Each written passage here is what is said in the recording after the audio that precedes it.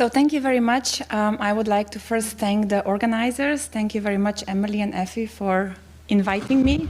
Better?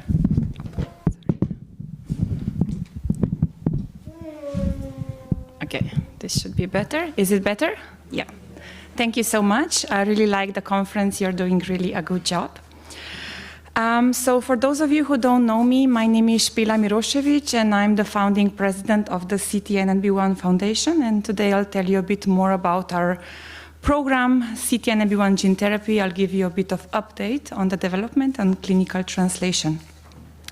So CTNNB1 Foundation was founded by me and my husband in 2021, very soon after our son Urban was diagnosed with CTNNB1 syndrome. We have decided to put everything we have into this program. We have invested all of our family money, and we have decided to put 3 of our missions into this foundation. We have decided to develop and support treatment solutions that have a good chance to come to the clinic. We are very passionate about building the knowledge. As you know, this disorder was only discovered in 2012, so there is not many knowledge around it. And so we are also aiming to improve the standard of care.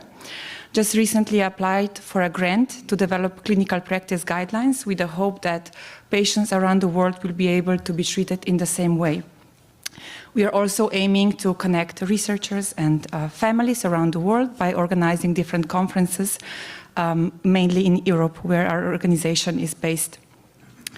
We have accomplished many things in the past 4 years. In the first few years, we were really focusing on funding. As you know, research costs a lot of money, unfortunately. So in the first 2-3 years, we were fundraising a lot. Almost every weekend, we were on a stand, fundraising with concerts, with events, with selling lottery tickets, with convincing our president to help. And we have raised more than 4 million euros to support our research. Our main focus was always gene replacement therapy, so this is a project I will tell you a bit more about today. We have partnered with SMRI, so Children's Medical Research Institute, a world-known institute for developing gene therapies, Dr. Leszek Lisowski. They have performed initial in vitro testing, and then we have took the program further. We have obtained an exclusive license to drive this program. We have performed an efficacy testings. We have manufactured the product.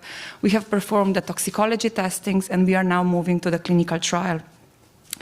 As I mentioned, we have organized 3 international conferences, and last year we started our first natural history study that will support our clinical trial on gene therapy. And just recently we were granted an orphan designation for the product, which is a very major step towards translation of the product. So what has started as a kind of a mother mission has now become like a big effort of many, many people around the world helping and supporting drive this program further. We have discovered that drug development is not just about one person. It is a team effort where many different experts around the world from different disciplines need to participate, including the patients. We believe that patients also need to be part of the solution that is going to change their life too.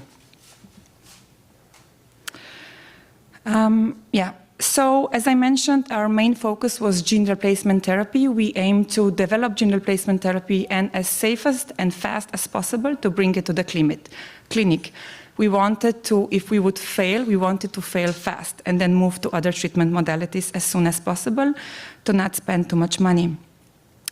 So gene replacement therapy is a very exciting tool where a functional CTNNB1 gene is being delivered to compensate for the gene that is not working.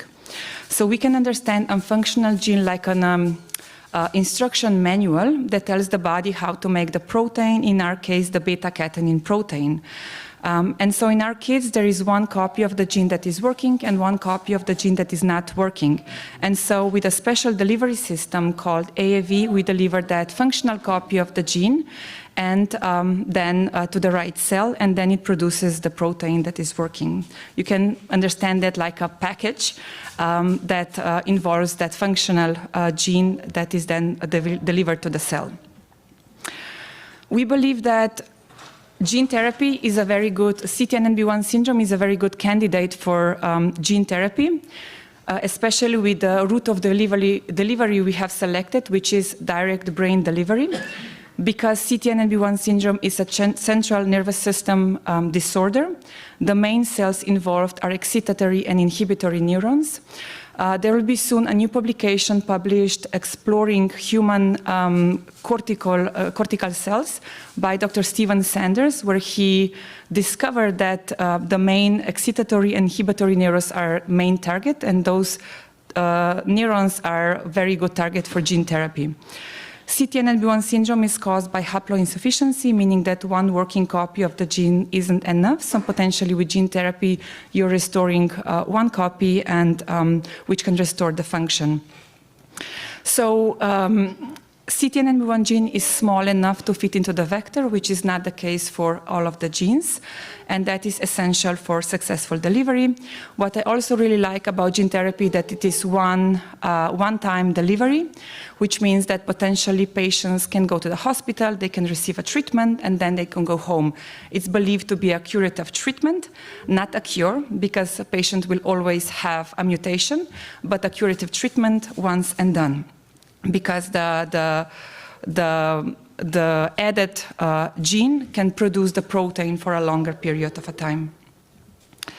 As I mentioned, for that program, we have partnered with SMRI, so Children's Medical Research Institute, and they have developed a lot of different constructs for our program.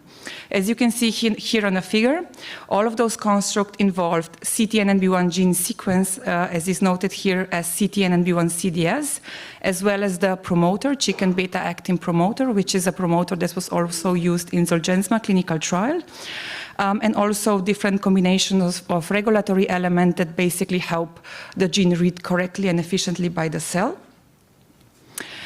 So the platform we are using, the gene replacement therapy, so the AAV9 vector, the promoter, and all of these different regulatory elements are already in the clinic. So we are not inventing new technology, we are just changing the gene. And because of that, we know which are the most common off-target effects that we need to be very cautious about.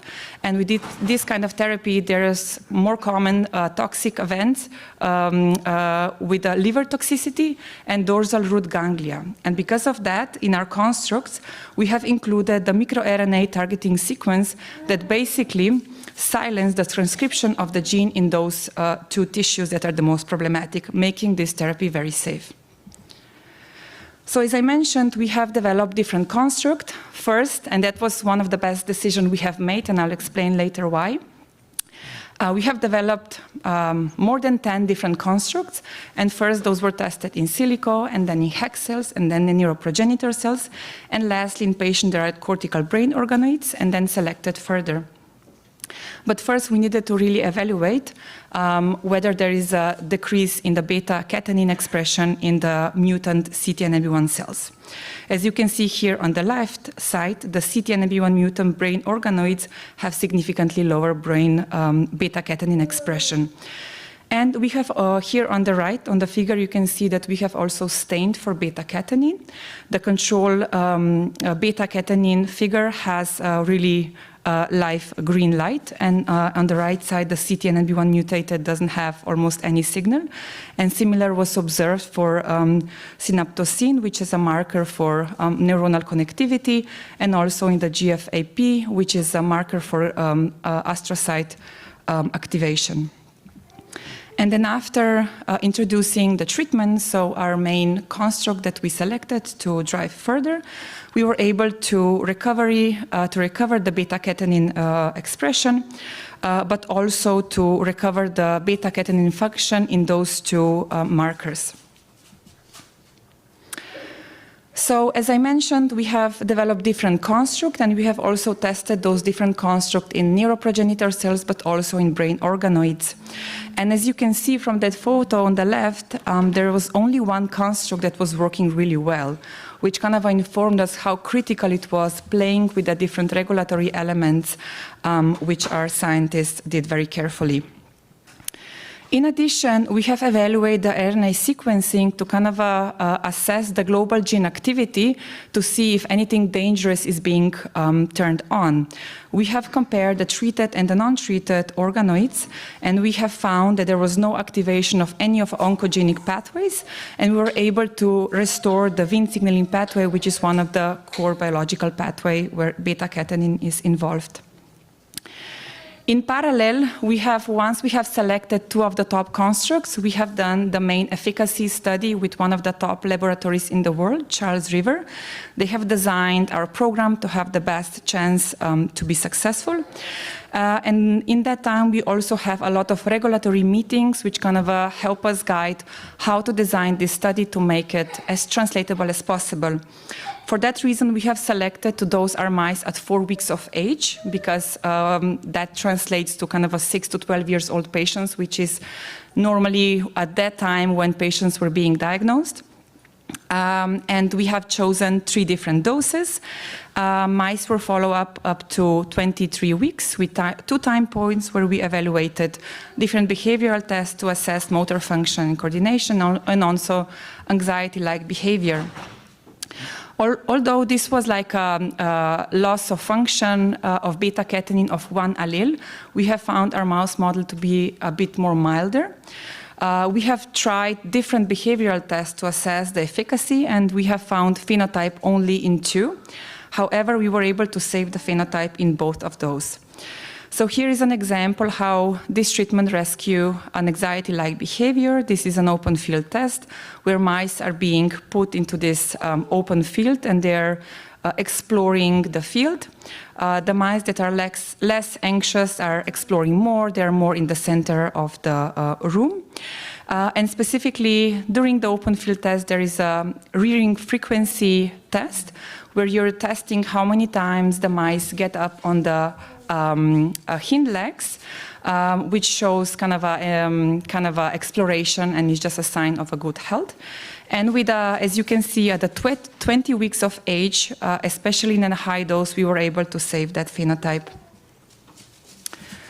In addition, we have also tested the kinematic gait analysis. This is another test where we find a phenotype. And I will just show you how it looks like if it's, yeah. So this is an example how the healthy mice walk during that kinematic gait analysis. As you can see, it's pretty normal. And then our disease mouse model, it's a bit lower, it's a bit slower. And specifically in a hip angle locomotor function, we were able to save the phenotype at 20 weeks of age with a high dose. During our efficacy evaluation in mice, we have also examined the RNA expression and the protein expression, and we have seen a nice dose-dependent increase in microRNA and protein expression across all different brain regions. In terms of liver toxicity or liver RNA expression, we didn't see any RNA expression there, which we believe that is a consequence of our microRNA targeting, which decreases the expression in that tissue. So in terms of our proof of concept, we have done a lot during those first 2-3 years. We have had proof of concept in organoids, in neuroprogenitor cells, and also in mice. And after having that package, we have decided to manufacture the product. We have chosen Barrelgen as our manufacturing facility, and we have done extensive testing in terms of toxicology and biodistribution. And we are now actually ready to submit for the clinical trial. Just briefly to guide you through our biodistribution studies, we have performed 3 different biodistribution studies. The first one was a 1-month biodistribution study in a non-GLP setting in a juvenile mice, where we tested 3 different doses, the doses we have selected that can also inform us for our clinical trial, kind of at the human dose, half of the dose, and 3 times higher dose. We have also performed our regulatory pivotal GLP study, again in a juvenile mice, with the same doses, with the same route of administration. And lastly, we also performed our biodistribution study in non-human primates, so in monkeys, which are kind of the more similar to humans, to really see which are the regions that get the most vectors and if that product is safe. Overall, this study showed that there is a nice dose-dependent expression in vector RNA and DNA, especially between low and mid-dose. However, we did see a plateau between a mid-dose and high dose, which was very critical for our dose selection for the clinical trial. In terms of our toxicology studies, this is something we have put a lot of the effort in it. We have performed 3 main studies. The first one was done in a research-grade vector, with a research-grade vector at SMRI. So we have used 2 different doses, our human-selected dose and 1.2 times higher dose. We have tested those with our construct and also with GFP, which is like a something you use instead of a construct to tell you if AAV9 is being toxic instead of your construct. We have not seen any significant changes in behavioral, physical wellness, especially in the construct derived, in the construct group. So overall, this study demonstrated that AAV with construct 4 did not induce any adverse biochemical or histopathological effects in wild-type mice. So next, after we manufactured the product, we did the main regulatory GLP 3-month study in mice in those 3 doses I've just explained. So human dose, half of the dose, and 3 times higher dose. There we had some findings in all of the different groups, but those were localized, non-progressive, and relevant to the ICV injection. Overall conclusion from that study was that ICV AAV9 CTNNB1 delivery was well tolerated in juvenile mice, and our NOAEL, so no adverse effect, was established at a dose, human equivalent dose 1E15, which is a very high dose, shows about the safety of our program. And then last study was done in non-human primates, so mice were giving. So in that study, we had just 2 different doses because we were trying to leverage some data from mice. So we have tested our human equivalent dose and then 3 times higher dose. And we have also tested 2 different routes of administration. Our main route of administration was ICV, so intracerebroventricular. But after discussing that route of administration with one of the leading neurosurgeons in the world, Dr. Krzysztof Bankiewicz, we have decided to select bilateral ICV as our preferred route, which was not possible or not feasible to test in mice, and compare that to ICM, so the cisterna magna delivery. The reason why we selected that was because a lot of the clinical trials ongoing in brain delivery are now using ICM delivery, although the neurosurgeons are not as common, at least in Europe, with that approach. So what we found comparing with that, and I don't show that, what we found with that approach, that both of the approaches were safe. There were no differences in toxicology studies, but the bilateral ICV showed much more consistent and higher RNA expression in brain tissues. So this was then the route of administration we have selected for the clinical trial. So also in that non-GLP, non-human primate study, we have shown that there were no pathological signs. Histopathology was clean, and also peripheral organs findings were consistent with normal background. So overall, Urbagine demonstrated a favorable safety profile in toxicology findings, and that supported further clinical testings. And so right now we are here. We are basically preparing to submit our clinical trial protocol. This is a big project. It's a lot of the documents that you need to submit before you can actually perform clinical trials. It's thousands of pages of documents.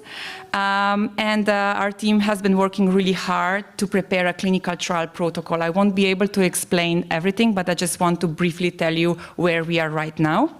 So GAIN CTNNB1 is a phase 1/2 open-label single-dose clinical trial to evaluate safety, tolerability, and preliminary efficacy of bilateral ICV of AAV9 gene replacement therapy in pediatric patients with CTNNB1 neurodevelopmental syndrome. We are aiming in this first clinical trial with loss of function CTNNB1 patients. The population we have selected for the first, for this first phase 1/2 clinical trial are pediatric patients aged 2 to 12 years. And we will start with age group 6 to 12 years. The reason why we needed to select that age group was because the regulatory agency believed this is the safest age group to start. The majority of patients tested, the majority of studies performed in animal were in that age group. And also that age group has lower immune responses, which can be sometimes problematic in older children. So we believe that that age group is the safest. However, coming from a CTNNB1 community, I am very determined if we will see efficacy, and of course if there will be safety, we are also aiming to expand and potentially include older children, for which we cannot forget. So the primary objective is safety, the secondary objective is preliminary efficacy, the biodistribution, we will also do some studies for vector shading as obligatory. We will collect CSF and blood biomarkers, although we don't have any, we just collect for exploratory reasons. We have formed an amazing group of experts around the world to select a dose based on our preclinical studies. We are very confident about that dose, that it is a dose that is safe and effective. The route of administration, and we are aiming to include minimal 12 patients. This clinical trial will happen this year. We are aiming to submission on Monday, and we are expecting the clinical trial to start in October or November with first patient being treated. This will be an international clinical trial. And so for this reason, I have performed a short anonymous survey to some group of families who participated in the European Natural History Study last year, just to gather their interest, to know, how interested they are and how happy they are, or how feasible it is for them to actually come to the clinical trial site and live there for a few months, which is needed for the clinical trial to be successful in terms of safety. And so we have asked that anonymous survey to 74 families, and 83% of families, which is around 63 families, replied that they are happy and they would willing to come to Slovenia to participate in a clinical trial. Further on, we explained to them that this is a very difficult clinical trial, that it will require a lot of dedication. They will need to, take time off work. They will need to live there. And also because we are a non-profit organization, they will need to cover their own living expenses. And so we asked them, with all of this information, would you be able to come to live in Slovenia, but also to cover your own living expenses? And after that, we had 69% of families willing to relocate any of the time, which I believe just tells us how desperate our families are and how really better we have to be for them to move faster with the treatment we have to the clinical trials.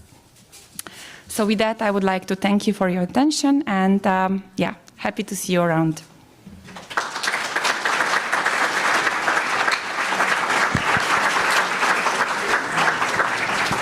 Okay, I know I'm going to burn into a little bit of time, but I think it's too important. So if Špela, Dr. Chow, and Dr. Jacob can all come up here for just a few questions. I'm pretty sure we have a few. So maybe share this mic here. You can pull it out if that's easier.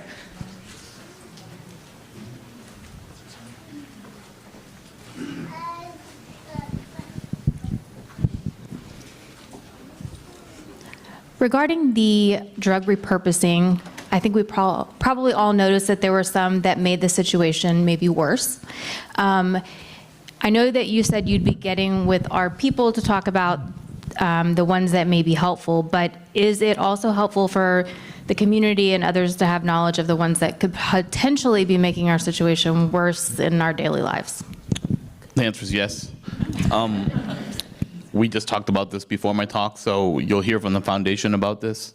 But we've definitely had experiences like this in the past, where in some cases the drugs we found made it worse. The families already knew that there were adverse effects, that they already knew that they shouldn't be taking those drugs. So for sure, stay tuned. I need to even find out what not to do. So success already. So my name is John. I asked a question earlier. My son is 9, got diagnosed with CTNNB1 last year in September. So my question is about the genotype and phenotype. Obviously, when I saw a lot of the kids here, they look similar to my son, but he is a little bit of a milder phenotype. So my question to Dr. Jacob is about genotype phenotyping, especially since he has like a splice site mutation in exon 14. And then I know in some of the other slides that the missense and the frame shift or deletion, they didn't have any detectable beta-catenin. It's only like half. I'm just wondering if you had looked at the splice site mutations and see if there was actually an aberrant protein that was formed. Thank you. Yeah, you're asking a really important question, which is, genotype, phenotype, and what really is the underlying cause of the difference in severity, because we see mutations all across the gene, different types of mutations, and so it's something we're really interested in understanding. I think it's an important question because you want to know what you're trying to correct, and you want to understand, are there other molecular targets potentially that are giving rise to that difference in severity? So right now, one of the things we're trying to do with that is to take the stem cell patient lines we have, all so far are nonsense and frame shift, but we're interested in looking at other mutation types like missense and insertion deletions. And comparing them, we do what's called an isogenic revertant, which is you take a patient line and you only correct the CTNNB1 mutation. And then you say, what is different between the isogenic revertant now and that patient? And you compare that, each patient line, you compare it to its corrected isogenic revertant, and you look at things like beta-catenin function, and you try to understand, are there other things that are impinging on beta-catenin function in the cells of the individuals that contribute to the severity, even though they might not be a mutation? It could be, we all have variants, we all have SNPs, it's part of, are they part of the phenotype causing the severity? So if we correct beta-catenin only, are we correcting everything, all beta-catenin functions, subset? Why is the level of change different for different mutations, depending on where it is along the gene? So those are the kinds of questions we're trying to answer to get an understanding of the underlying molecular changes and functional changes to get to that answer. So I hope that gives you a sense of it. It's complicated. We don't know what's really causing the difference in severity, but we are really trying to understand it. Because I think it's also relevant to what treatment would be best, and will the same treatment be good for all mutation types? That's something to understand. Does anyone else have a question? Here I come.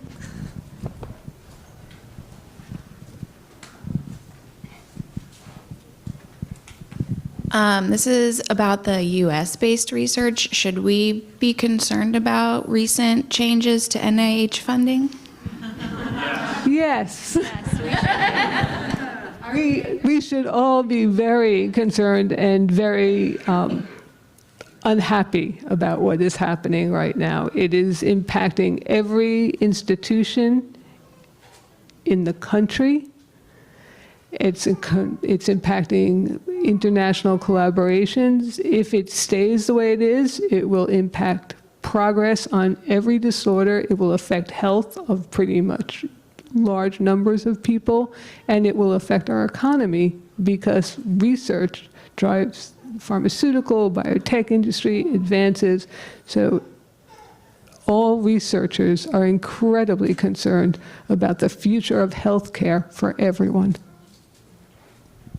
2 more questions, if any. Okay.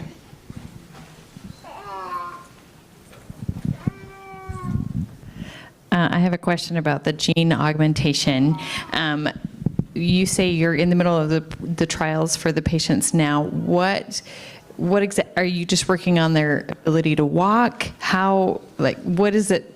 Can you translate to me, what does that really look like in a daily life of a kid? How have they changed? Yeah, this is impossible to predict.